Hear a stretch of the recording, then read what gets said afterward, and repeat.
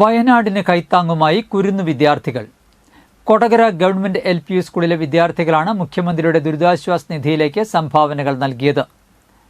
പിറന്നാൾ പോലുള്ള ആഘോഷങ്ങൾ ഒഴിവാക്കി മാറ്റിവെച്ച തുകയും നാണയത്തുട്ടുകൾ അടക്കം കൂട്ടിവച്ച് സ്വരൂപിച്ച കാശ് കൊടുക്കുകയും സഹിതമാണ് കുരുന്നു വിദ്യാർത്ഥികൾ മുഖ്യമന്ത്രിയുടെ ദുരിതാശ്വാസ നിധിയിലേക്ക് സംഭാവനകൾ നൽകിയത്.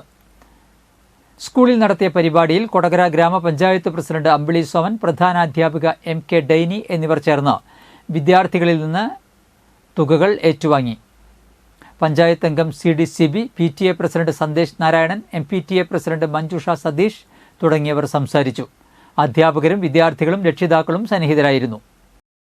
സഹായിക്കാനായിട്ട് വീട് വയ്ക്കാൻ, സ്കൂൾ പണിയാൻ, ആശുപത്രി പണിയാൻ, വസ്ത്രങ്ങൾ വാങ്ങാൻ, ഭക്ഷണം കൊടുക്കാൻ, വീട്ടിലെ സാധന സാമഗ്രികളൊക്കെ വാങ്ങാനായിട്ടാണ് നമ്മൾ ഈ പണം കൊടുക്കുന്നത്. എല്ലാവരും ഹാപ്പി ആയിട്ടല്ലേ കൊടുക്കണേ?